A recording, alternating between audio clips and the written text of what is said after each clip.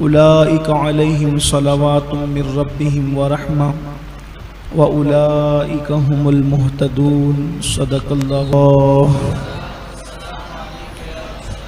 والصلاة والسلام علیکہ یا نبی اللہ الصلاة والسلام علیکہ یا حبیب اللہ وعلى آلك وأصحابك یا نور اللہ صلی اللہ تعالی علیہ وسلم۔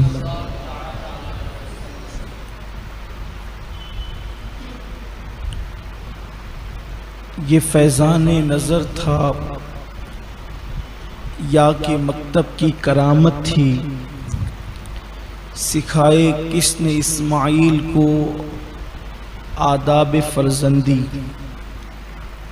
آج کی ہماری گفتگو فلسفہ آداب فرزندی کے حوالے سے ہوگی انشاءاللہ، اس لیے کہ آج کا جو دن گزرا ہے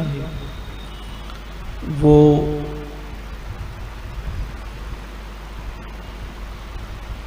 ماہ ذی الحجہ شریف کی 12 تاریخ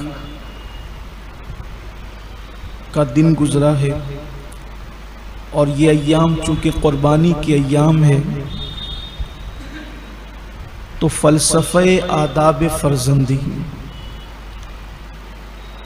پوری دنیا کے بڑے بڑے مفکرین اور مدبرین کو بڑی حیرت ہے، حتیٰ کہ حفیظ جالندری صاحب جیسی شخصیت نے یہ بات بڑے حسین پیرائے میں بیان کی کہ یہ مکتب کی کرامت، یہ فیضان نظر تھا یا کہ مکتب کی کرامت تھی۔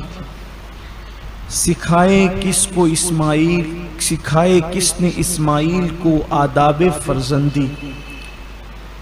اسماعیل علیہ السلام کو آداب فرزندی کس نے سکھایا، اس فلسفے پر آج ہمیں نظر کرنا ہے۔ کیسے سیکھا انہوں نے؟ اگر اس کا مختصر سا خلاصہ 2 لفظوں میں بیان کیا جائے تو یہ کہہ سکتے ہیں کہ جب باپ آداب بندگی سیکھ لیتا ہے تو اولاد کو آداب فرزندی خود بخود آ جاتے ہیں۔ اگر آج ہماری اولاد آداب فرزندی سے ناواقف ہے تو وجہ اس کی یہ ہے کہ باپ آداب بندگی سے ناواقف ہے۔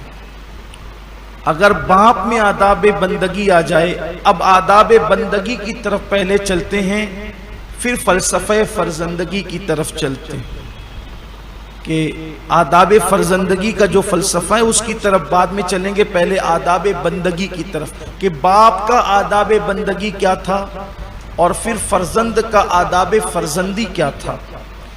اگر عید کی گفتگو میری آپ کو یاد ہے، عید الاضحیٰ کی نماز کے موقع پر جو ہم نے گفتگو کی تھی، اس میں ہم نے یہاں تک بتایا تھا کہ حضرت ابراہیم علیہ السلام کو جب آگ میں ڈالا گیا تو ہوا کا فرشتہ بھی آیا اور پانی کا فرشتہ بھی آیا، اور حتیٰ کہ سید الملائکہ جبریل علیہ السلام بھی تشریف لائے، اور ان سب سے حضرت ابراہیم نے کہا مجھے تم سے کوئی حاجت نہیں ہے۔ حتیٰ کہ جب حضرت جبریل علیہ السلام نے عرض کیا کہ اللہ سے حاجت ہے اسی سے بیان کر دیں، تب آپ نے آداب بندگی دیکھے، بلکہ آداب بندگی کے ساتھ ناز بندگی دیکھیں۔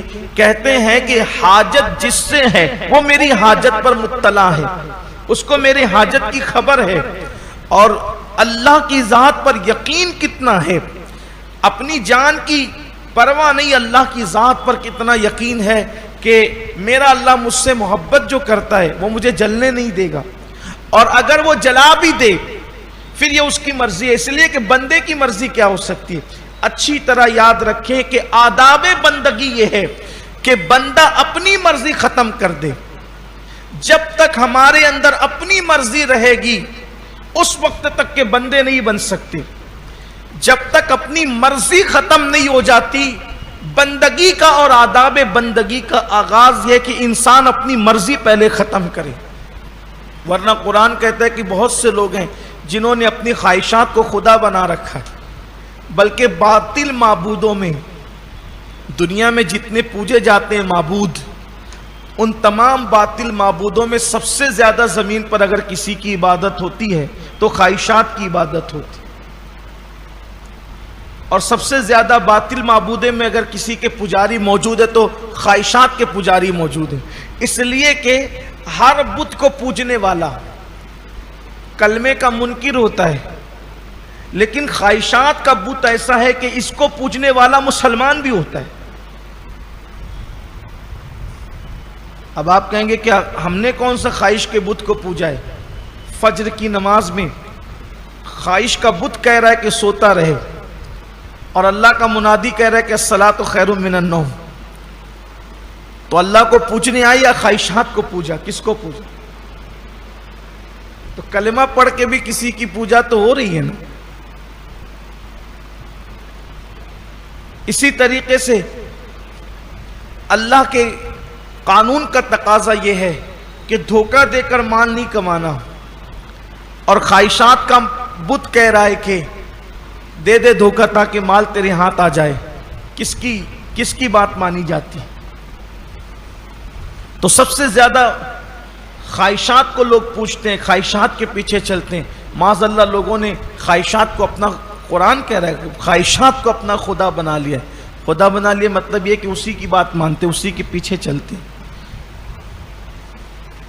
تو بندہ جب تک اپنی مرضی ختم نہ کرے اس وقت تک کہ آداب بندگی وہ سیکھ بھی نہیں سکتا.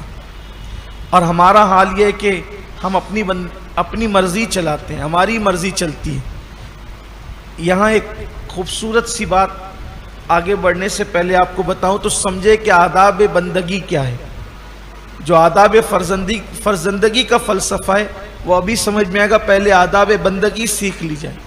باپ کو جب آداب بندگی کا سلیقہ آ جاتا ہے تو اولاد آداب فرزندگی خود بخود سیکھ لیتی. آداب فرزندی خود بخود انہیں آ جاتی ہے.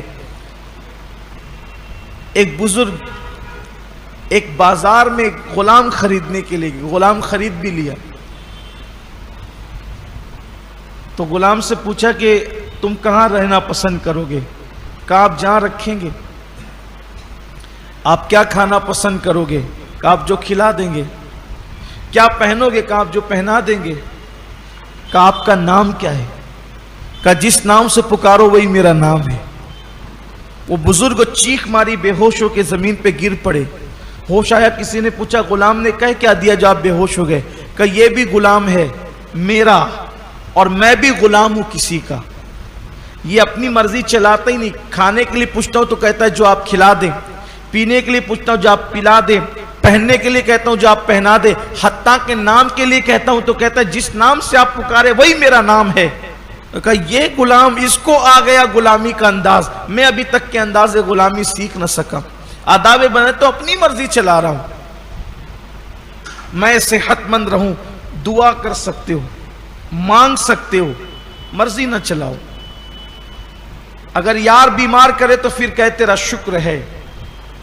اگر تیری رضا اسی میں کہ میں بیمار رہوں تو پھر مجھے صحت سے کیا غرض؟ مجھے تو تیری رضا سے غرض. اگر تیری رضا اسی میں ہے کہ میں بھوکا رہوں مجھے کھانے سے کیا غرض؟ مجھے تو تیری رضا. اس لیے کہ اللہ کی رضا سے بڑھ کر کوئی چیز نہیں ہے. بلکہ اس سے بڑی بات کر دوں، جنت سے بھی بڑی چیز اللہ کی رضا ہے. جنت سے بھی بڑی چیز اللہ کی رضا ہے.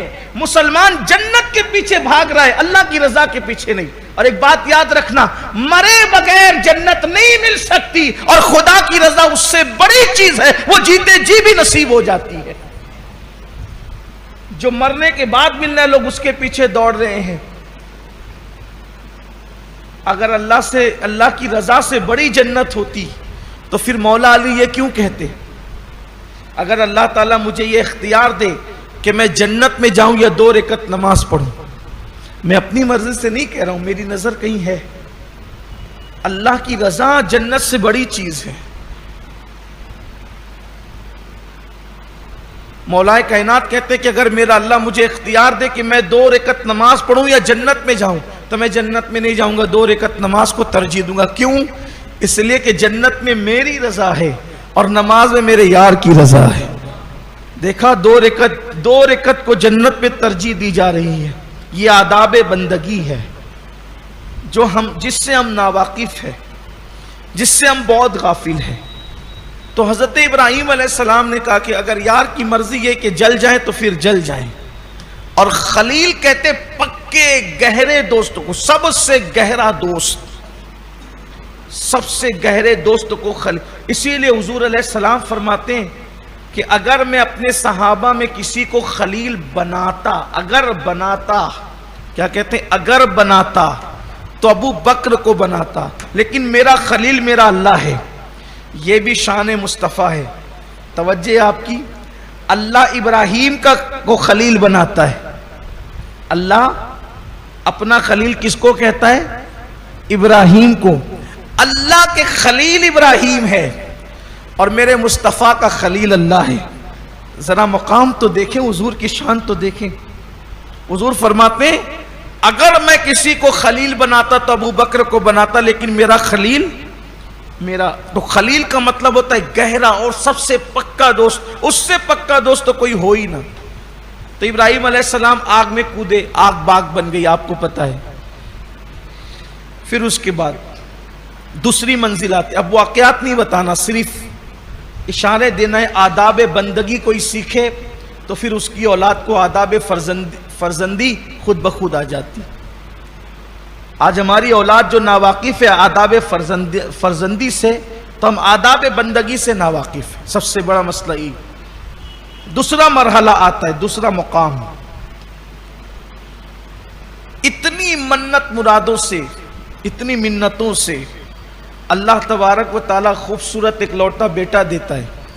ابھی وہ بچہ دودھ پی رہا ہے اور ایسے میں اللہ کی طرف سے حکم ہوتا ہے کہ آپ کی پہلی بیوی ہاجرہ، آپ کی پہلی بیوی سارہ نے کہا ہاجرہ سے متعلق کہ اس کو گھر سے نکال کر کے اتنی دور چھوڑ دو جہاں وہ اس کو کبھی نہ دیکھے۔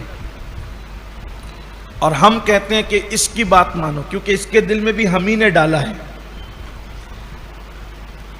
جن کے یہاں اولاد نہیں ہوتی ان کے دل سے پوچھو، اللہ سے دعا ہے اللہ ہر بے اولاد کو جناب ابراہیم علیہ السلام کی آل کے صدقے میں نیک اولاد عطا فرمائے۔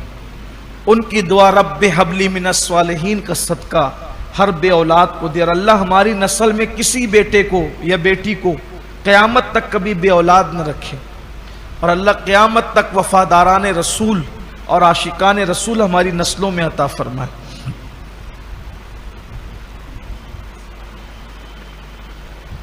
کم و بیش 80 سال سے زائد کی عمر میں گھر میں بچہ پیدا ہوا ہے، کیا پیار ہوگا، کیا محبت ہوگی۔ 80 سال سے زائد، سر کے بال سفید ہو گئے، داڑھی کے بال سفید ہو گئے، اور اب بچہ ملا ہے اور حکم ہو رہا ہے لے جاؤ اسے وادی غیر ذی زرع میں چھوڑو، ہماری مرضی یہی ہے۔ مسلمانوں ذرا دل پہ ہاتھ رکھ کر کے سوچو، جب بچہ پیدا ہوتا ہے اور دیر سے پیدا ہوتا ہے، ان بچوں کی گھر میں بڑی قدر ہوتی ہے جو بڑی منتوں سے پیدا ہو۔ ان کو مارا بھی نہیں جاتا بلکہ کہتے ہیں ارے بھائی بڑی منتوں سے پیدا ہوا ہے، 3 سال کے بعد پیدا ہوا، 5 سال کے بعد پیدا ہوا، 10 سال کے بعد پیدا ہوا۔ یعنی بچے جتنی دیر سے اور جتنی دعاؤں کے بعد پیدا ہوتے ہیں گھر میں ان کی اتنی زیادہ عزت ہوتی ہے، اور وہ پورے گھر میں اکلوتا بیٹا وہ بھی 80 سال کے بعد باپ کو ملتا ہے، اور حکم ہوتا ہے لے جاؤ اسے وادی غیر ذی زرع میں چھوڑ دو۔ وادی غیر ذی زرع نہ جہاں درخت ہے، نہ جہاں گھاس ہے، نہ جہاں پانی ہے، نہ جہاں انسان ہے، نہ جہاں آدم ہے، نہ آدم زاد ہے، نہ پرندہ ہے، نہ چرندہ ہے، کوئی نہیں ہے۔ اور ابراہیم علیہ السلام جہاں رہتے ہیں وہاں سے وہ فاصلہ 1 مہینے کی مسافت کا ہے۔ 1 مہینہ لگتا ہے جانے کے لیے، 1 مہینہ آنے کے لیے لگتا ہے، لیکن آداب بندگی دیکھو، یہ تک نہیں پوچھا کہ ایسا کیوں۔ حکم آیا اپنی بیوی کو اور اپنے بچے کو وادی غیر ذی زرع میں لے جا کر کے چھوڑ دو۔ حضرت ابراہیم علیہ السلام بغیر چو چرا یہاں تو صرف کاروبار پہ مندی پڑ جائے تو واویلے ہو جاتے، قیامت بپا ہو جائے، تھوڑی سی بیماری آ جائے تو لاک ڈاؤن ہو جائے تو واویلا، ارے کیا ہو گیا کیا ہو گیا، معاذ اللہ یہ ہو گیا وہ ہو گیا، کتنی شکایتیں ہوتی ہیں، تکلیف سب کو ہوتی ہے، لیکن ذرا کوئی آداب بندگی بھی تو دیکھے۔ ابراہیم علیہ السلام اپنی بیوی کو، اپنے اکلوتے بچے کو، وہ بھی شیر کھار دودھ پیتا بچہ لے گئے وادی غیر ذی زرع، قرآن نے اس کو کہا ہے۔ آج جس سے زیادہ زرخیز نیکیوں کے اعتبار سے کوئی زمین ہے ہی نہیں، جہاں 24 گھنٹے لبیک کی صدائیں ہیں۔ دنیا میں سب سے زیادہ اگر عبادتیں کسی زمین پر ہوتی ہے تو وہی زمین ہے۔ یہاں ابراہیم علیہ السلام کے واقعے سے قدم قدم پر انسان کو پتا چلتا ہے جو اللہ کا وفادار ہو جاتا ہے اس کو کبھی نقصان ہوتا ہی نہیں ہے۔ بظاہر لگتا ہے کہ میرے ساتھ کیا ہو رہا ہے، لیکن نقصان کبھی نہیں ہوگا اگر کوئی اللہ کا وفادار ہو جائے۔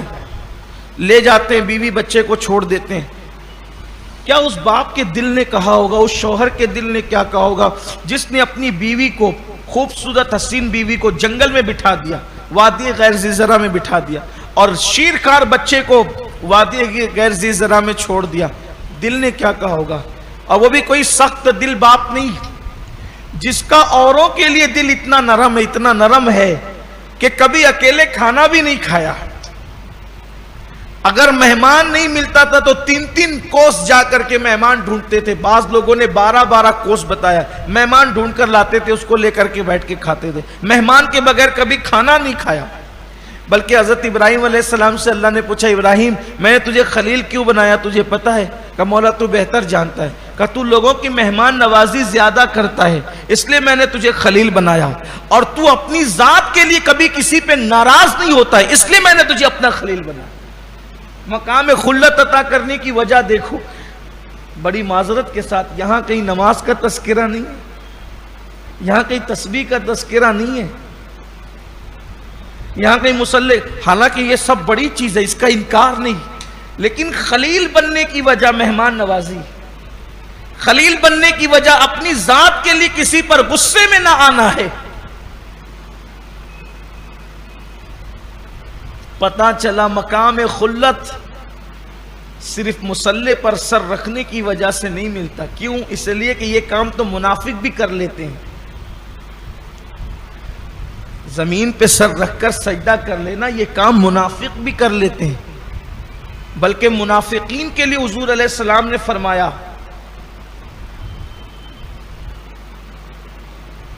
کہ تمہارے درمیان جب میرے بعد منافقین آئیں گے تو وہ اتنی کثرت سے نمازیں پڑھیں گے کہ تم ان کی نمازوں کو دیکھ کر اپنی نمازوں کو کم سمجھو گے۔ اور وہ منافقین آئے پھر حضرت مولا کائنات کے دور میں، جن سے مولا علی نے نہروان کے اندر جنگ کی اور ان کو قتل کیا، وہ آئے۔ اب بھی ان کا کچھ طبقہ ان کے فکر اور ان کے افکار اور خیالات کا اب بھی دنیا میں کہیں کہیں چیدہ موجود ہے۔ ان کی کئی نشانیاں بتائی مصطفیٰ جان رحمت صلی اللہ علیہ وآلہ وسلم نے مختلف احادیث میں۔ نمازیں اتنی پڑھیں گے کثرت کے ساتھ، حالانکہ وہ دکھاوے کی ہوگی کہ تم ان کی نمازوں کو دیکھ کر اپنی نمازوں کو حقیر سمجھو گے، کم سمجھو گے۔ حد سے زیادہ ضرورت سے زیادہ ٹکنے کے اوپر پاجامے پہنیں گے، لنگیاں اور پاجامے وہ زیادہ اونچے پہنیں گے، یعنی جتنا سنت ہے اس سے بہت زیادہ اونچا پہنیں گے۔ سر کثرت سے منڈائیں گے، وہ لوگ کثرت سے سر منڈایا کریں گے۔ قرآن بہت پڑھیں گے مگر قرآن ان کے حلق کے نیچے نہیں اترے گا، اور ایسی نئی بات تمہارے درمیان لائیں گے۔ اللہ کے رسول علیہ السلام فرماتے ہیں ایسی نئی بات تمہارے درمیان لائیں گے جو باتیں نہ تم نے سنی ہوگی نہ تمہارے باپ داداؤں نے سنی ہوگی۔ تو چونکہ اپنا عنوان وہ نہیں ہے، لیکن ایک بات آئی تو میں نے اشارہ کر دیا کہ منافق کی علامت بیان کی، اور پھر اکثر کو تو بلکہ زیادہ تر کو مولا کائنات نے کیفر کردار تک پہنچا دیا، سانپ کو مار ڈالا۔ علی سے نفرت اسی لیے لوگ کرتے ہیں کہ وہ جو تھوڑا سا 2.5% بچ گیا نا ابھی، اور قیامت تک وہ رہے گا، دجال میں جا کر کے ملیں گے، اس لیے لوگوں کو سب ہضم ہوتے ہیں، علی ہضم نہیں ہوتا۔ کیونکہ علی نے کافروں کا اور منافقوں کا اتنا نقصان کیا کہ اتنا نقصان کسی سے نہیں ہوا۔ بدر میں کافروں کو زیادہ مارنے والے علی، احد میں مارنے والے علی، خندق میں مارنے والے علی، خیبر میں مارنے والے علی۔ اب وہ سب کافروں کو مارا۔ پھر وہ کافروں نے دیکھا کہ اب بچ نہیں سکتے تلوار سے، علی کی تلوار سے، مسلمانوں کی تلوار سے، صحابہ کی تلوار سے بچ، تو انہوں نے کیا کیا، زبان سے کلمہ پڑھ لیا، اندر سے کافر ہی رہے۔ تو جو بچے تھے نا، تو ان کو نہروان میں پھر قتل کیا کلمہ پڑھنے کے باوجود، اس لیے کہ اللہ کے رسول علیہ السلام نے بتایا تھا، فرمایا تھا کہ تم ان کو مارو گے اور تم ہی مارو گے۔ ایک حدیث پاک ہے، ایک مرتبہ حضور علیہ السلام کی نالین شریف کو صدمہ پہنچا۔ صدمہ پہنچا اس لیے کہتا ہوں کہ میری زبان سے یہ بولتے ہوئے میری ہمت نہیں ہوتی کہ نالین ٹوٹ گئی، اس لیے آپ کو بتانے کے لیے صدمہ پہنچا۔ حضور نے نالین اتاری اور اتار کر مولائے کائنات کو دی، علی تم اس کو سل دو۔ تو مولائے کائنات اس کو سلنے لگے، پیون لگانے لگے۔ تو آقا علیہ السلام نے فرمایا، اے میرے صحابہ، سب صحابہ حضور کے ساتھ تھے، مولائے کائنات حضور کی نالین کو درست کر رہے تھے، سل رہے تھے، پیون لگا رہے تھے اس میں۔ اے میرے صحابہ، جیسے میں نے نزول قرآن پر جنگ کی ہے، قرآن کی تبلیغ اور اس کی نزول پر میں نے جنگ کی ہے، ویسے تعویل قرآن پر تم میں سے کوئی ایک جنگ کرے گا۔ جیسے میں نے تبلیغ قرآن پر جنگ کی، ویسے تعویل قرآن پر تم میں کوئی جنگ کرے گا۔ اور آقا کریم صلی اللہ علیہ وآلہ وسلم نے فرمایا، بہت بڑی بشارت دی اللہ کے حبیب صلی اللہ علیہ وآلہ وسلم نے۔ تو جب بشارت دی تو حضرت سیدنا ابو بکر صدیق کہنے لگے، یا رسول اللہ وہ میں رہوں گا۔ آقا نے علی ابو بکر وہ تم نہیں ہو۔ پھر فاروق اعظم نے عرض کیا کہ یا رسول اللہ میں وہ رہوں گا جو تعویل قرآن پر جنگ کروں گا۔ آقا نے فرمایا عمر تم بھی وہ نہیں ہو۔ پھر پوچھا یا رسول اللہ کون ہے؟ تو کہا کہ وہ جو میری نالین درست کر رہا ہے نا، یہ شرف اللہ اس کو عطا فرمائے۔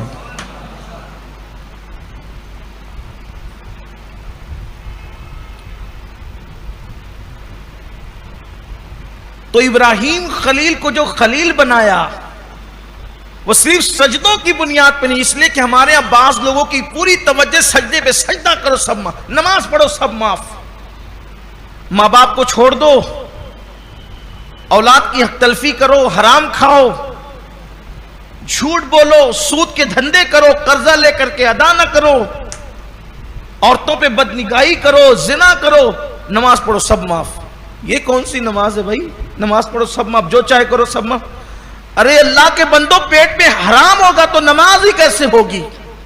ماں باپ ناراض ہو کہ تم نماز ہی کیسے قبول ہوگی؟ تو یہ فکر دینا قوم کو کہ نماز پڑھو سب معاف، قوم کو مجرم بنانا ہے، قوم کو ڈاکو بنانا ہے، قوم کو لٹیرا بنانا ہے، قوم کو گناہوں پہ دلیر کرنا ہے۔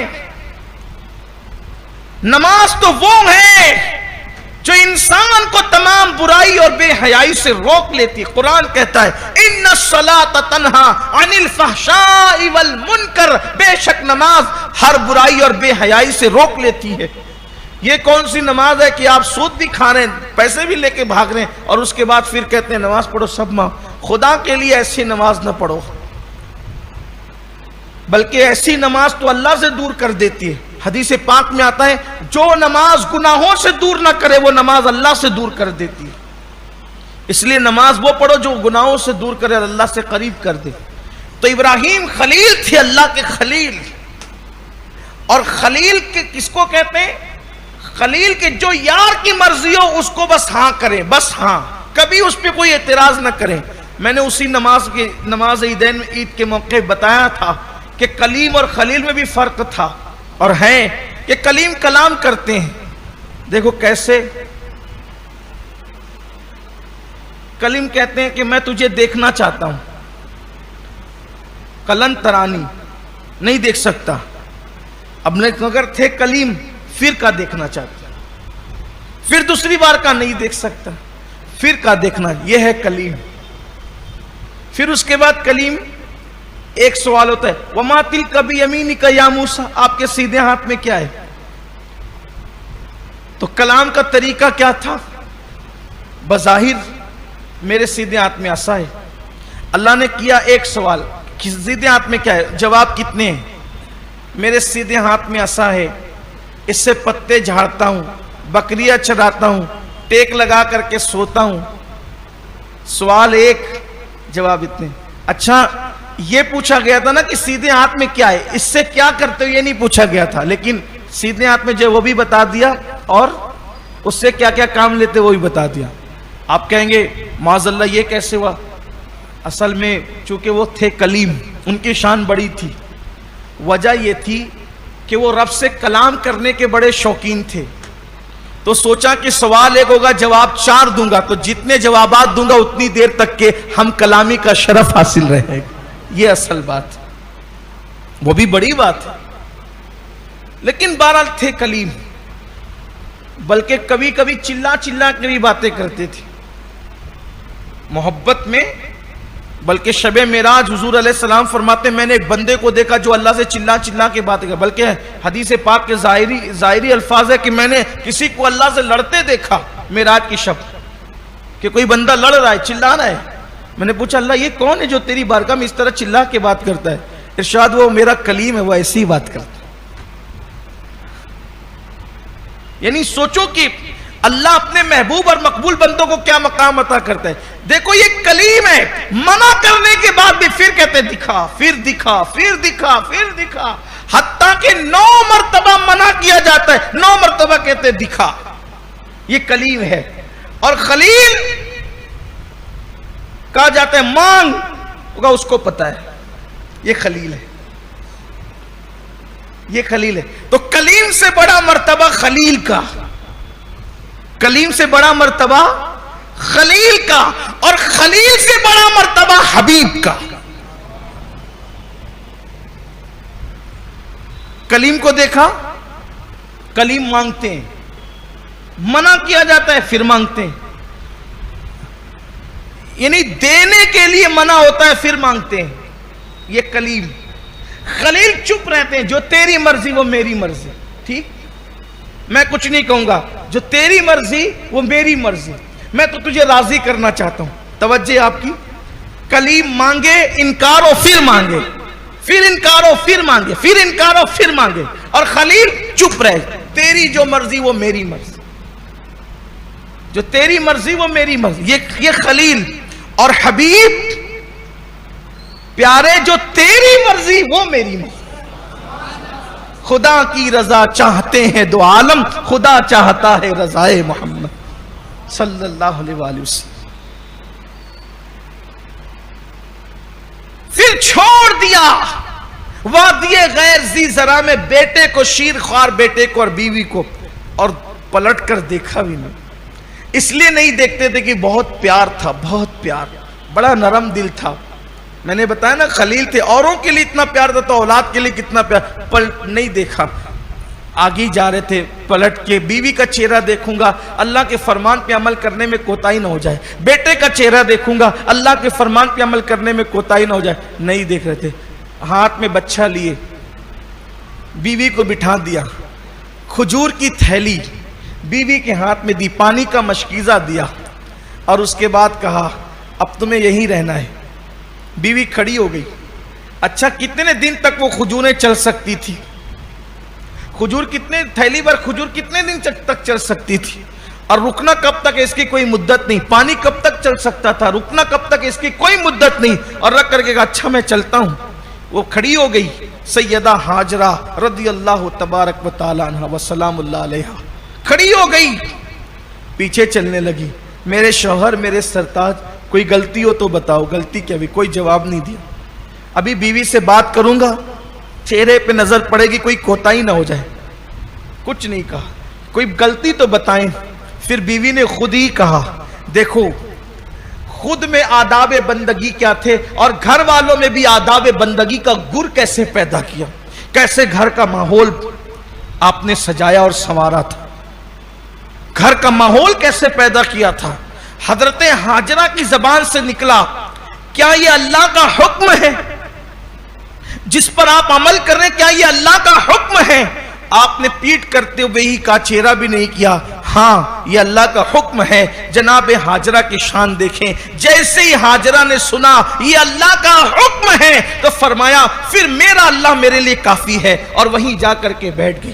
کیا آپ نے تربیت کی تھی گھر والوں کی کہ جب سنا کہ یہ اللہ کا حکم ہے، پتا چلا اللہ جس چیز کا حکم دیتا ہے اس میں کبھی نقصان نہیں ہوتا، اور پھر بیٹھ گئی حضرت ہاجرہ اپنے شہزادے کو لے کر، اور پھر وہ سب کچھ جو آپ بار بار سنتے رہتے ہیں بقرعید کے موقع پہ، پھر وہ ایڑیاں رگڑے تو پانی نکلا۔ اب ابراہیم علیہ السلام کو اجازت ملی کہ ابراہیم اب بیوی سے اور بچے سے ملنے کے لیے کبھی کبھی آ جا سکتے۔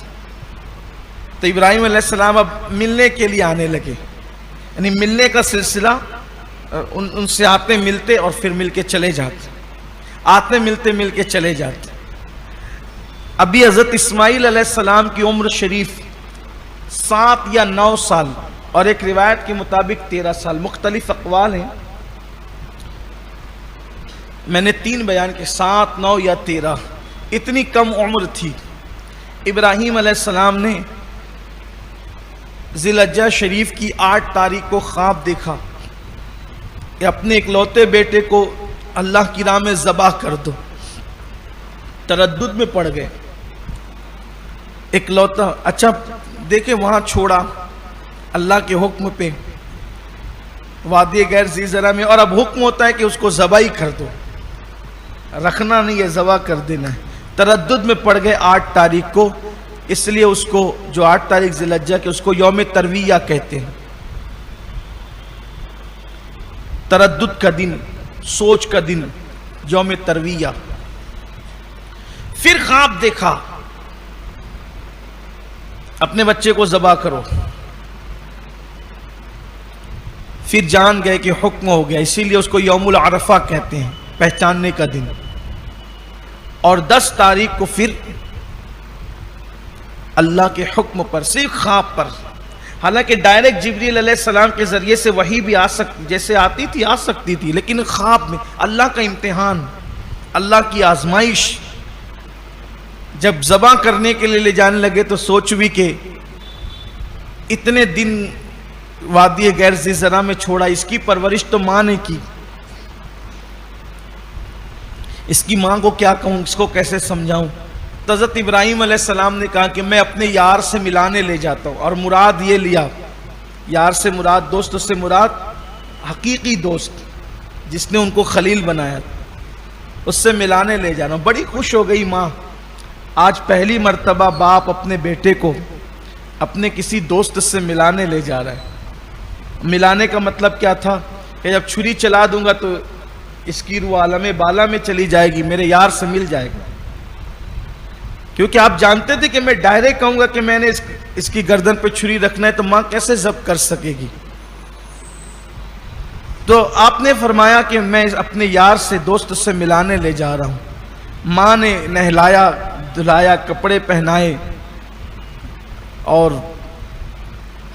جو بھی اس دور کے اعتبار سے ماں بیٹے کو سنوار سکتی تھی سنوار کر کے باپ کے حوالے کر دیا۔ حضرت ابراہیم علیہ السلام نے آستین میں چھری چھپائی، ساتھ میں رسی لی، اور لے کر کے مینا کی طرف چلے۔ ذرا کوئی سوچے تو صحیح، غور بھی کرے کوئی، مکۃ المکرمہ سے باپ اور بیٹا دونوں مینا کی طرف بڑھ رہے ہیں، اور ایک خواب ہے، بس ایک خواب، اور اس خواب پر اکلوتے بیٹے پر اس کی گردن پہ چھری چلانا ہے۔ آج سے پہلے کائنات نے یہ واقعہ نہیں دیکھا۔ آج کائنات نے ایک عجیب واقعہ دیکھنا ہے کہ ایک 7 سال کا یا 9 سال کا یا 13 سال کا بچہ ہے، اور 80 سال سے زائد عمر کا باپ ہے جس کے سر کے اور داڑھی کے بال سفید ہو چکے ہیں، اور وہ اپنی پوری گویا کہ زندگی کی کمائی متاع حیات، جس کو بہت مانگا تھا، دعائیں کی تھی، بڑی مرادیں مانگی تھی، بڑی منتیں کی تھی اللہ کی بارگاہ میں، اور اب اللہ نے بیٹا دیا، اور وہ اس عمر کو پہنچا تو اس خوبصورت بیٹے کے بارے میں حکم ہوتا ہے کہ اس کو ذبح کر دو، اور صرف خواب میں کہا جاتا ہے کہ میرے نام پہ ذبح کرو، اللہ کے نام پہ ذبح کرو۔ لے کر کے چلے، راستے میں پہنچے، جیسی مینا آیا، ابراہیم علیہ السلام کو کے پاس شیطان آتا ہے، مشہور بات ہے، 3 مقام پر بہکایا۔ ابراہیم، خواب بھی کوئی خواب ہوتے ہیں؟ صرف خواب دیکھ کر اکلوتے بچے کی گردن پہ چھری چلانا کوئی دانش مندی نہیں، آپ نے 3 مقام پر اس کو کنکری پھینک کر کے مارا۔ آج بھی وہ سنت ابراہیمی ادا کی جاتی. یہاں رک کر میں اکثر لوگوں کو کہتا ہوں کہ لوگ ہم سے انگوٹھا چومنے کے معاملے میں لڑتے ہیں، مذاق اڑاتے ہیں، خدا جانے کیا کیا کہتے ہیں ہمیں، بدعتی یلا فلاں فلاں واللہ عالم کیا کیا لوگ کہتے ہیں. ہم لوگ تو اہل سنت صوفیہ کے ماننے والے لڑائی جھگڑا جانتے ہی نہیں کبھی، کون کس کے منہ لگے. لیکن حالات ہی ایسے ہیں. حالانکہ لوگ جھگڑالو کہتے کس کو؟ سنیوں کو کہتے ہیں. میں کہتا ہوں اللہ کے بندو، اگر ہم جھگڑالو ہوتے تو تم ہماری مسجدوں پہ قبضہ کیوں کرتے؟ ہم جھگڑالو نہ تھے، شریف تھے، تبھی تو تم نے ہماری مسجدوں پہ قبضہ کیا. پوری دنیا اور پورے ہندوستان کی بات تو چھوڑ دو، ہم مالیگاؤں میں انگلیوں پہ گنا سکتے اپنی مسجدوں کو جس پہ تم نے قبضہ کیا. بعد میں آئے تم، قبضہ آپ نے کیا ہے. اور یہ بات بھی آپ کو بتا دوں، قبضہ وہی کرتا ہے جو بعد میں آتا ہے. اس کا مطلب ہم پہلے سے تھے، آئے بعد میں آپ، اور ہم پہلے سے تھے. کب سے تھے؟ اس کی کڑیاں رسول اللہ کے دور سے ملتی ہیں. کبھی کبھی میں یہ باتیں کرتا ہوں تو لوگوں کو تکلیف ہوتی، نہ کیا کرو، آپ اپنی بات کیا کرو. میں کہا یہ بھی ہماری ہی بات ہے، اس لیے کہ نئی نسل کو ہم نہ بتائیں گے تو پھر کون بتائے گا کہ آپ نے قبضہ کیا ہے. ارے قبضہ کی ہوئی زمین کے اندر رہ نہیں سکتے، کھانا نہیں پکا سکتے جو زمین میں قبضہ کیا ہو. جس مسجد پہ قبضہ کیا اس میں تمہاری نماز کیسے ہوتی ہے؟ غاصبو، غصب کی ہوئی مسجدوں میں نماز کیسے ہوتی ہے؟ کون سے نمازی ہو تم؟ ہمارا تو لوٹا ہے، ہم تو چیخیں گے نا. اگر چور چوری کر کے بھاگے اور ہم نہیں چلائیں چور چور چور تو چور کو احتجاج کرتا، مجھے چور کیوں کہتے ہو؟ ارے چرایا تو چور تو کہیں گے نا. تحقیق کریں آپ. ہم نے کسی کی بنائی ہوئی مسجد پہ آج تک قبضہ نہیں کیا، ہمیں ضرورت ہی نہیں ہے. دلی کی جامع مسجد سے لے کر اجمیر شریف کی شاہجہانی مسجد تک تو سب ہماری ہے. بلکہ یہ بات کہوں تو بھی بے جان نہیں ہوگا، مدینہ منورہ کی مسجد نبوی سے لے کر مسجد اقصی تک کی تمام مسجدیں سب الحمدللہ شروع سے اہل سنت و جماعت کی. موجودہ تعمیر مسجد نبوی کی ٹرکیوں نے کی ہے، اور جس شان سے کی وہ آپ کو پتا ہے. میں اپنے عنوان سے ہٹ جاؤں گا اگر میں اس تاریخ کی طرف جاؤں تو، لیکن آپ کو پتا ہے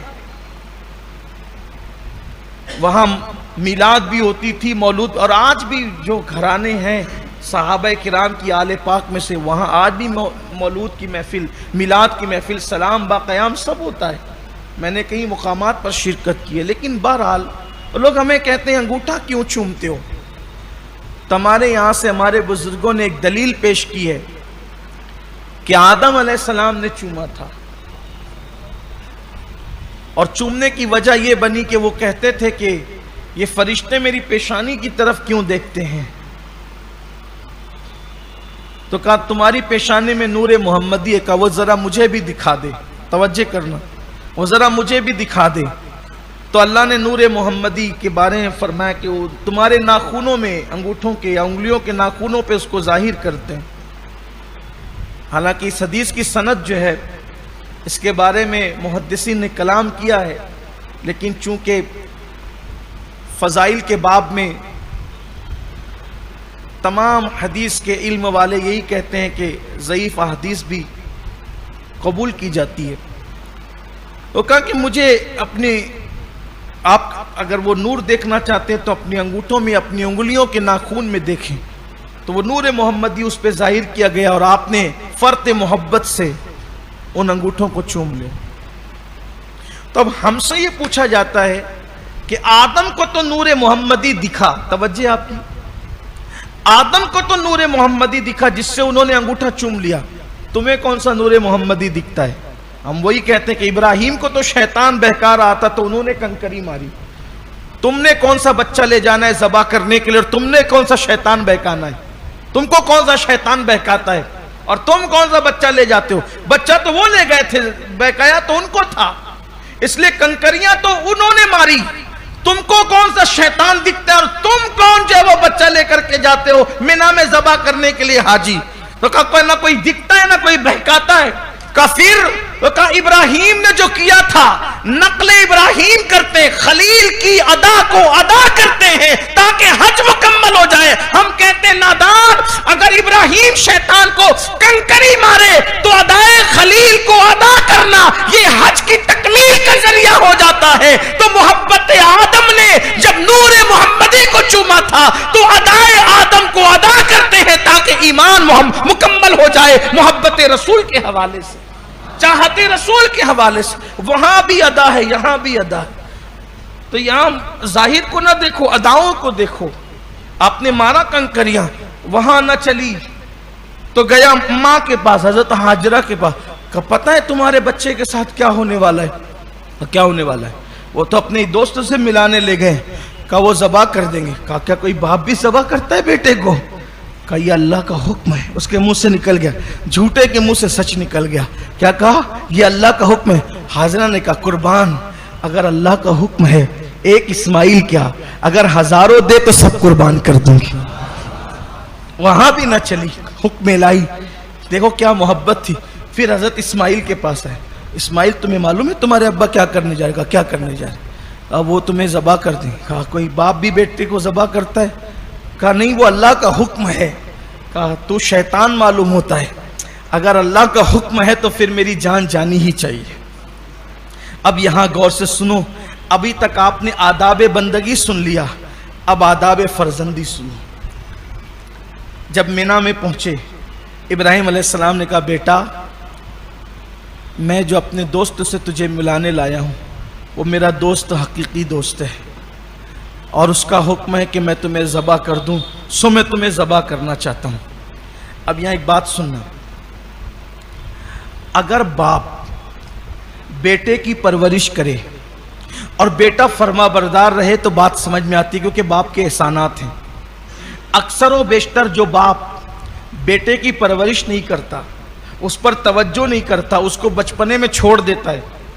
بے شمار ایسے لوگوں سے میری ملاقات ہوئی, بے شمار ایسے لوگ ہیں جن سے میری ملاقات ہوئی, جیسے کہ ماں کے پیٹ میں بچہ تھا یا اس کا بچپنا تھا اور اس کی ماں کو اس کے باپ نے طلاق دے دیا. اب وہ بیٹا اپنے باپ سے ملنے نہیں جاتا. ارے چھوڑو مولانا, جب میں بچہ تھا تو مجھے پھینک دیا تھا اٹھا کر, میں میری نانی کے یہاں پلا ہوں, میرا باپ میرا نانا ہے, میری ماں میری نانی ہے, میرا باپ میرا ماموں ہے. اس طرح بچے کہتے ہیں اس نے میرے بچپن میں ساتھ کیا دیا, چھوڑ تو دیا تھا, اب کیا کروں اس کو بڑھاپے میں جا کر کے.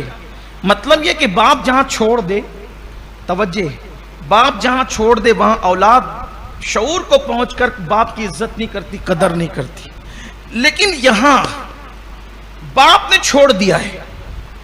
دیکھو بہرحال تاریخ بھی اور حدیث بھی ہے, تفاسیر بھی ہے, کتب تفاسیر میں کثرت کے ساتھ ہے. جب اسماعیل علیہ السلام دودھ پیتے بچے, باپ نے چھوڑ دیا. اچھا نانی کے گھر نہیں چھوڑا, ماموں کے گھر نہیں چھوڑا, کسی کے گھر نہیں چھوڑا. کہاں چھوڑا؟ چھوڑا بھی تو وادی غیر ذی زرع میں, نہ جہاں پانی کا کنواں, نہ جہاں گھاس, نہ جہاں کھانے کا انتظام, کوئی انتظام جہاں نہیں, بلکہ جہاں جا کر انسان مر جائے, انسان جا کے مر جائے, ایسی جگہ پہ چھوڑا. حالانکہ جب دور گئے نا, دور گئے, جب چھوڑ کر دور گئے, اب کے بیوی بچہ نظر نہ آئے, تو چونکہ پیار تھا, اللہ کا حکم نبھا رہے تھے, اللہ کے حکم پہ عمل کر رہے تھے, تو بہت دور پہنچے اور پھر اس طرف کعبے کی طرف, کیونکہ کعبہ بنا نہیں تھا, وہ اس کے نشانات, اس کی جڑیں, اس کی بنیادیں موجود تھی, اس طرف رک کر کے کہا اللہ تیرے حکم سے میں نے اپنے بچوں کو, اپنی اولاد کو تیرے اس گھر کے قریب بسا دی. گھر ابھی بنا نہیں ہے لیکن جو اس کی بنیادیں ہیں پہلے سے, کیونکہ پہلے فرشتوں نے بنایا, پھر آدم علیہ السلام کے دور میں بھی تھا, نوح علیہ السلام کے طوفان کے وقت اٹھا لیا گیا, تو اب وہ موجود نہیں تھا, بنانا تھا ابراہیم و اسماعیل علیہ السلام نے, تو ادھر, لیکن ادھر حقیقت کعبہ کی طرف رخ کر کے کہا اللہ اپنی اولاد کو بسا دیا ہے. اب چند دعائیں کی, ایک دعا تو یہ کہ اللہ میری اولاد میں برکت عطا فرما. دیکھو دعائے خلیل, کیا میری اولاد میں برکت عطا فرما.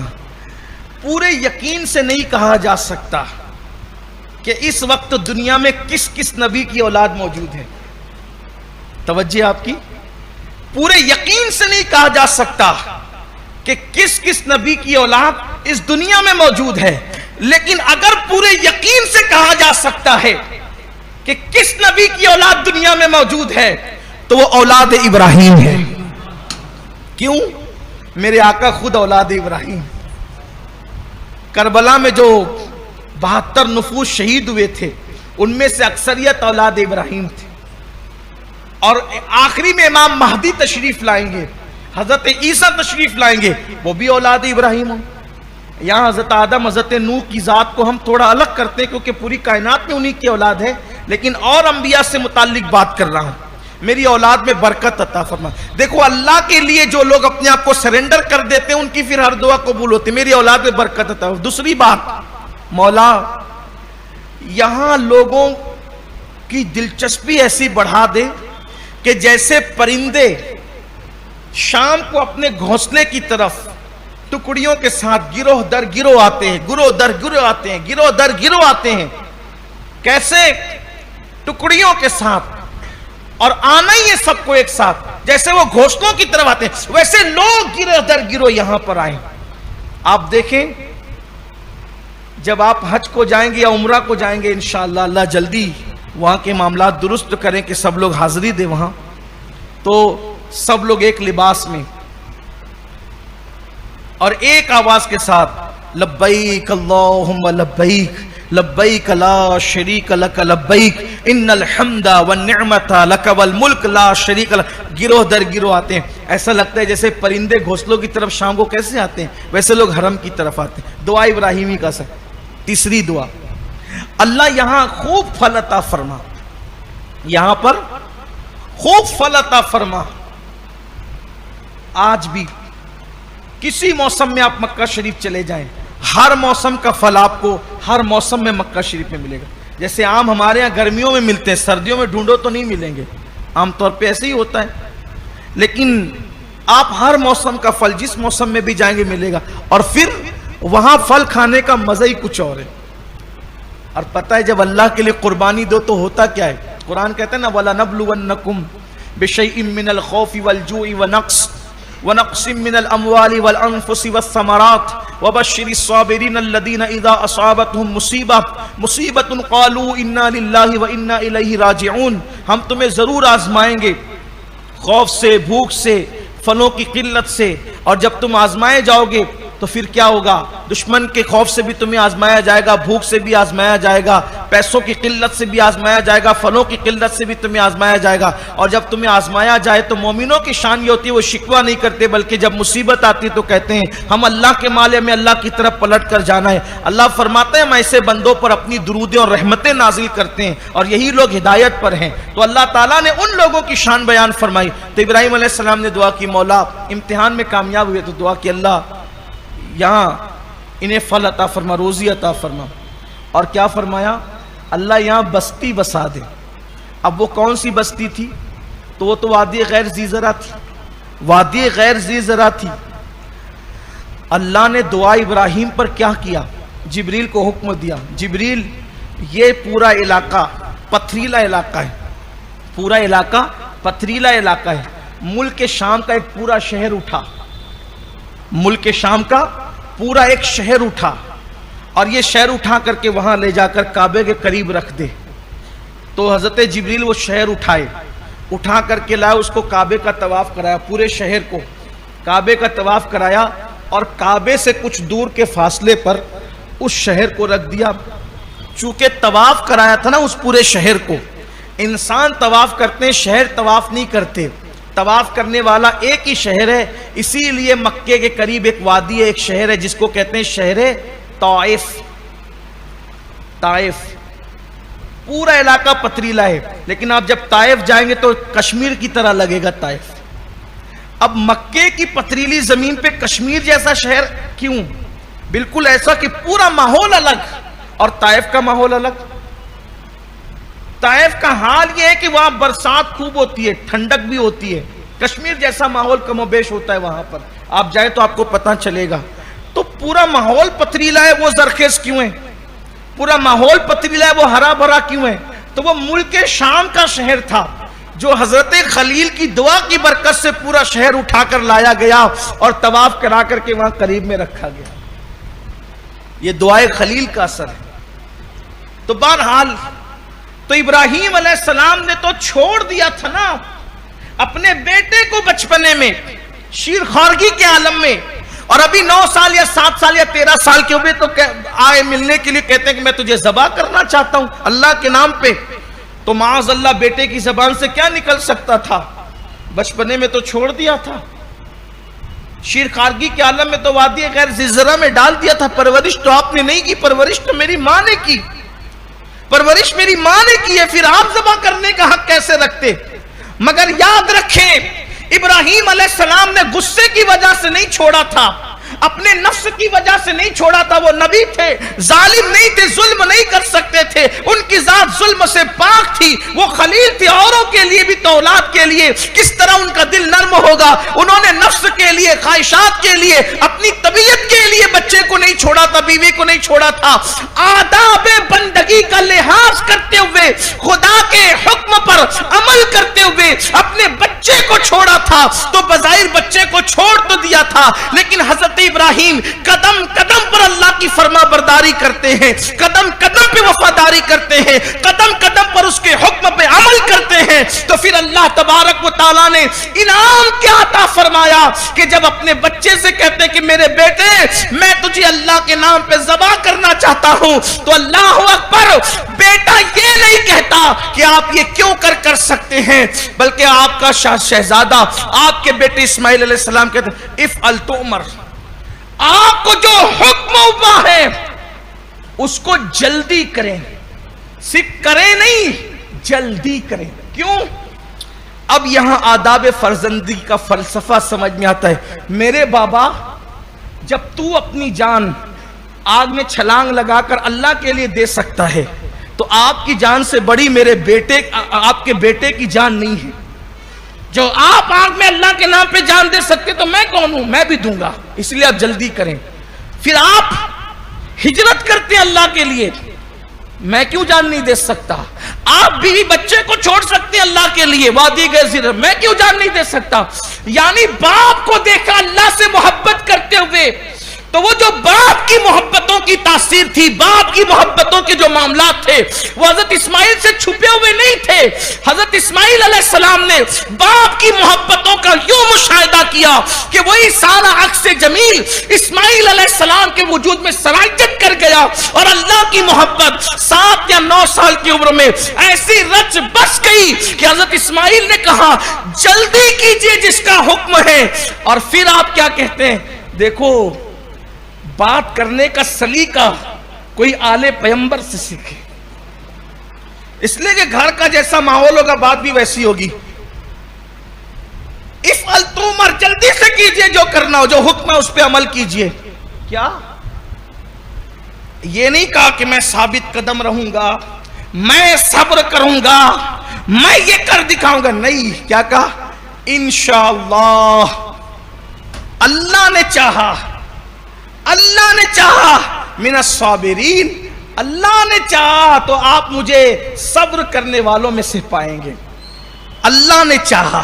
اسی لیے جب بھی کوئی کام کرنے کا ارادہ کرو تو یہ مت کہو کہ میں کروں گا, میں نے کیا, میں نہیں. اللہ نے چاہا, آپ نے کہا انشاءاللہ آپ مجھے صبر کرنے والوں میں سے پائیں گے.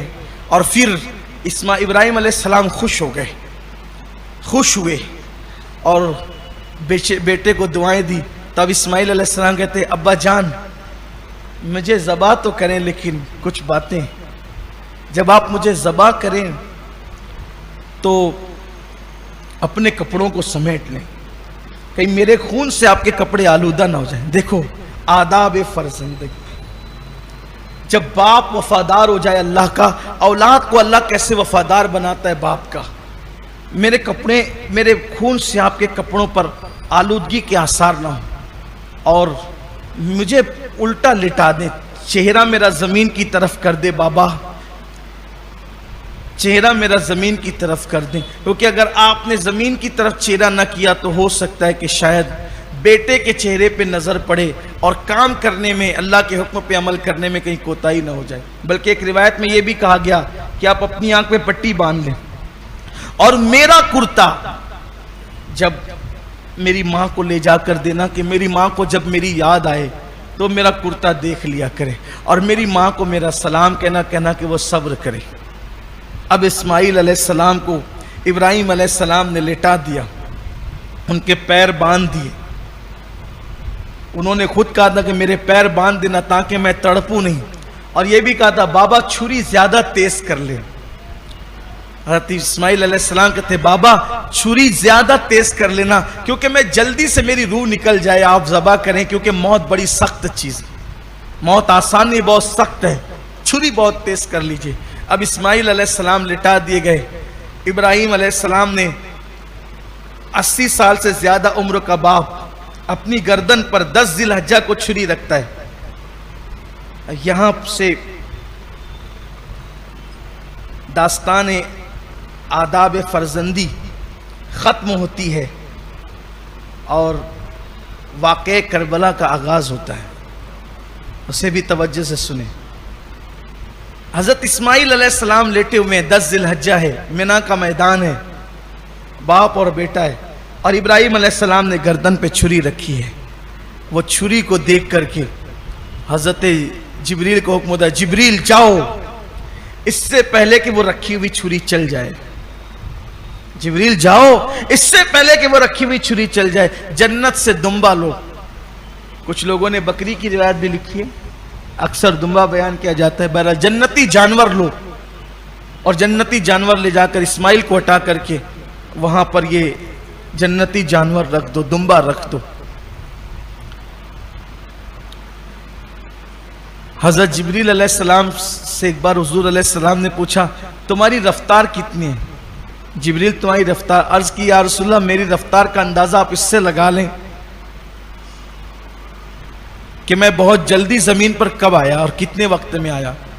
عرض کرتے ہیں کہ جب ابراہیم علیہ السلام کو منجنیق کے ذریعے آگ میں ڈالا جا رہا تھا تو وہ لوگ آگ میں ڈال چکے تھے، اللہ نے اس وقت مجھ سے کہا کہ جبریل اس سے پہلے کہ میرا ابراہیم آگ میں پہنچے تم آگ میں جاؤ اور تخت لے کر اس کے لیے بچھا دو۔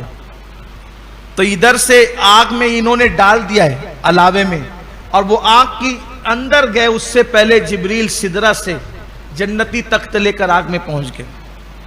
یوسف علیہ السلام کے بھائیوں نے ان کو کنویں میں ڈالا، وہ کنویں میں ڈال چکے تھے، اللہ نے مجھے حکم دیا کہ اس سے پہلے کہ وہ کنویں کی تہہ میں پہنچے تم وہاں پہنچ کر کے میرے یوسف کو اپنے پروں میں لے لو اور اس کے لیے بھی تخت بچھا دو۔ اسماعیل علیہ السلام کی گردن پہ چھری رکھی جا چکی، پہلے چھری رکھی جا چکی تھی۔ اللہ نے حکم دیا کہ جنت جاؤ اور جنت سے دمبا لے کر کے منا جاؤ، اور اس سے پہلے کہ چھری چلے اسماعیل کو ہٹا کر اس کی جگہ وہ دمبا رکھ دو۔ وہ سدرہ سے نکلے، جنت گئے، دمبا لیا۔ سوچو چھری رکھ کر چلانے میں معاذ اللہ کیا وہاں کوئی سوچا سمجھا کوئی پلان تھا کہ ایسا ہوگا؟ وہاں تو ایک باپ اپنے بیٹے کو ذبح کرنے گیا ہے۔ چھری رکھ کر چلانے میں ٹائم کتنا لگتا ہے؟ چھری رکھ کر چلانے میں ٹائم کتنا لگتا ہے؟ حضرت جبریل کہتے ہیں یا رسول اللہ اللہ نے حکم دیا اس سے پہلے کہ چھری چلے تم جا کر کے وہ دمبا رکھ دو۔ ابراہیم علیہ السلام چھری رکھے ہوئے ہیں، جبریل دمبا لے کر آتے ہیں اور باپ بیٹے کی گردن پہ چھری رکھا ہے۔ یہ منظر دیکھ کے کہتے ہیں اللہ اکبر اللہ اکبر۔ یہ منظر دیکھ کر کیا کہتے ہیں؟ حیرت اور استعجاب میں کیا ہو رہا ہے، عشق میں کیا ہو رہا ہے؟ جب عشق سکھاتا ہے آداب خدا گاہی، کھلتے ہیں غلاموں پر اسرار شہنشاہی۔ اللہ اکبر، گردن پہ چھری رکھی ہے اللہ کی محبت میں، اللہ کے پیار میں، اور پھر اس کے بعد جبریل یہ منظر دیکھ کے کیا کہتے ہیں؟ اللہ اکبر اللہ اکبر۔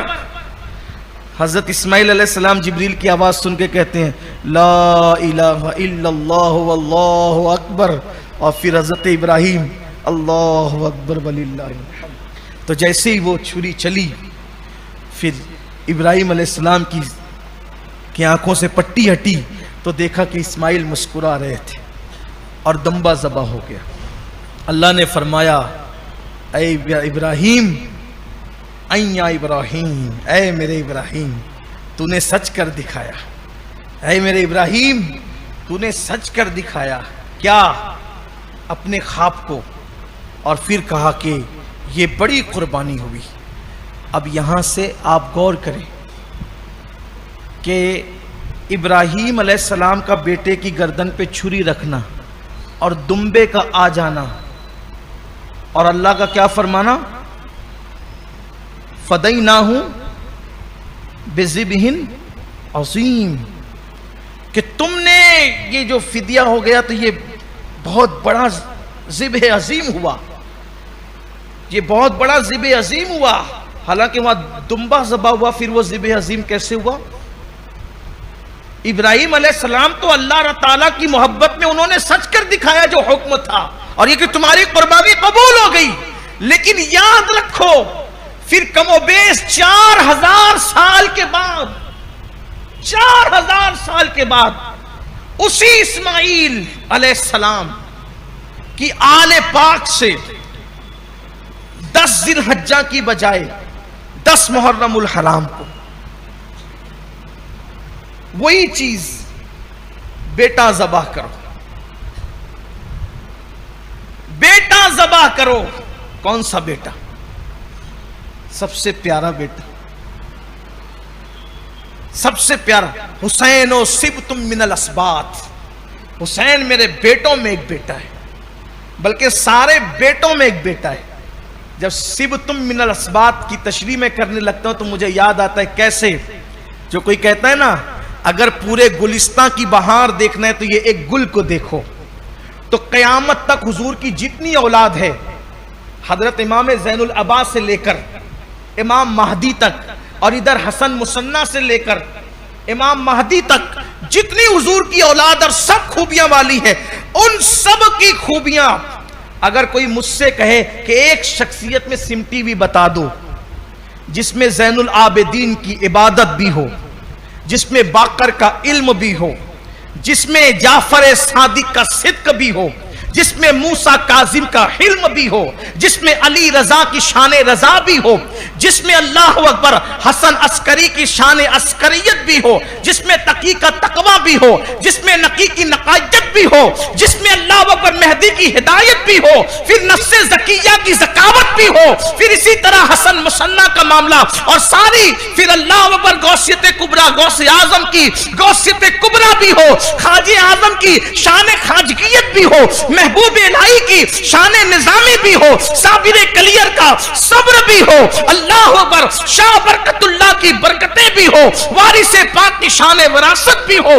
گویا کہ حضور کی تمام آل پاک اگر کسی ایک شخصیت میں سمٹ آتی ہے، اور اگر کسی ایک شخصیت کے کاسے عبا میں سمٹ جاتی ہے، اگر کوئی ایسی ہستی بھی ہو جس میں تمام آل نبی اولاد مصطفیٰ کا وہ سارا رنگ کسی ایک پھول کے اندر اگر کہیں کسی کونے میں جمع نظر آتا ہے، اس شخصیت کو بتایا جائے، میں کہتا ہوں کہہ تو دیا نبی نے، حسین و سبتم من الاسباط، حسین تمام میرے بیٹوں کے برابر ایک بیٹا ہے، میرے سارے بیٹوں کا ایک حسن الگ ہے، اور میرے اکیلے حسین کا حسن الگ ہے۔ سب کا حسن تقوی، پرہیزگاری، علم، حلم، بردباری، شہادتیں، امانتیں، امامتیں سب سمٹ آتی ہے ایک حسین پاک میں۔ تو اللہ نے حکم دیا کہ اپنا بیٹا ذبح کرو۔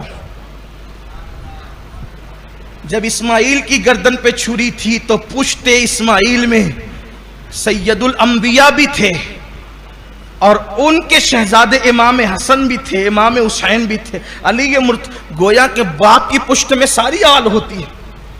اب یوں کہہ لیں کہ پشت اسماعیل میں حضور ہیں اور حضور کی پشت میں آل حضور ہیں۔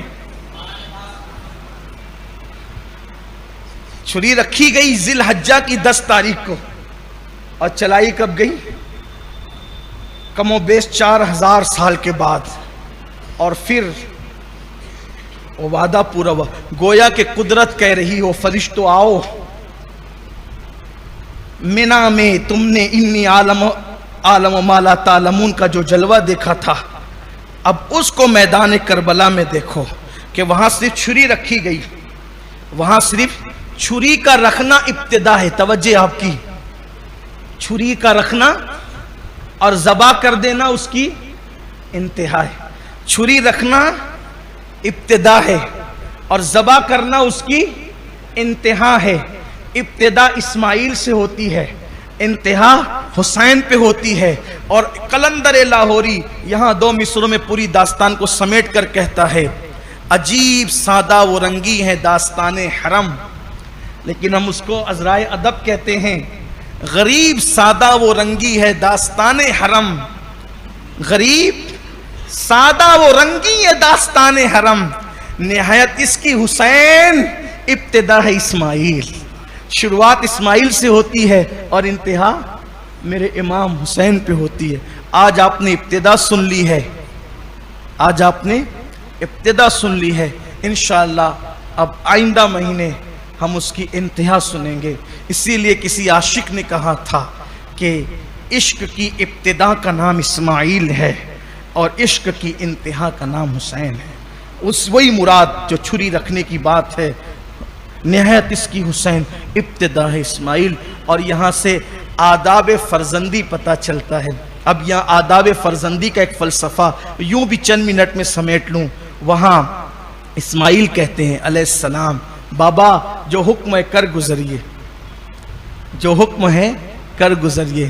وہاں حسین وہی اپنے جد کریم کی سنت پر عمل کرتے ہوئے جب پیدا ہوئے، اللہ کے رسول علیہ السلام رو رو کر کہتے ہیں میرا بیٹا کربلا میں شہید ہوگا، میرا بیٹا کربلا میں. حسین نہیں کہتے بابا بچا لو، حسین نہیں کہتے بابا بچا لو، حالانکہ جانتے کہ بابا تو اتنا مضبوط بابا ہے جو اپنے دروازے سے موت کو ٹال دیتا ہے، جو ڈوبے ہوئے سورج کو واپس بلا لیتا ہے، جو اتنے بڑے چاند میں 2 ٹکڑے کر دیتا ہے، اس کے چاند کے ٹکڑے کر دیتا ہے، جو درختوں کو اپنے پاس بلاتا ہے، جو بتوں کو اپنا سجدہ کرواتا ہے. بت جس کے قدموں میں سجدے میں گرتے ہیں، نہیں کہہ سکتے تھے کہ بابا، جس کی ماں اتنی پاورفل کہ اللہ سے کہے کہ اللہ مہمان آئے ہوئے جنت سے کھانا بھیجے تو جنت سے کھانا آ جاتا ہے، شادی میں جانا ہے تو جنت کا جوڑا آ جاتا ہے، رو پڑے عید کے دن جنت کے جوڑے آ جاتے ہیں. اتنا پاورفل خاندان کوئی ہے کمزور؟ نانا سید العالمین، بابا سید العرب، ماں سید النساء العالمین، اللہ اکبر، تمام عالمین کی عورتوں کی سردار، سیدہ ہیں، جنتی عورتوں کی، جنتی خواتین کی سردار، جنتی عورتوں کی سردار، تمام عالمین کی عورتوں کی سردار، پورا خاندان بڑا. اور خود سیدہ شباب اہل الجنہ، جنتی جوانوں کے سردار. یہ سرداری پورے خاندان میں ہے، اصل بھی سرداری، نسل بھی سرداری. لیکن نہیں کہا بابا بچا لو. کیوں؟ اس لیے کہ جد کے جملے یاد تھے، آداب فرزندی یاد تھا. ادھر جب ابراہیم علیہ السلام نے کہا کہ میں تجھے ذبح کرتا ہوں تو اسماعیل نے کہا کہ جلدی کیجئے جو کرنا ہو. اور حضرت امام حسین کو جب اللہ کے رسول علیہ السلام نے بتایا کہ میں دیکھتا ہوں کہ میرے بیٹے حسین کو کربلا میں شہید کیا جائے گا، تو امام حسین بھی کچھ نہیں کہتے، سیدہ بھی کچھ نہیں کہتے، گویا کہ زبان حال سے کہتے ہو بابا. اب تو پوری زندگی اسی شوق میں گزرتی ہے کہ وہ کربلا کب آئے گی.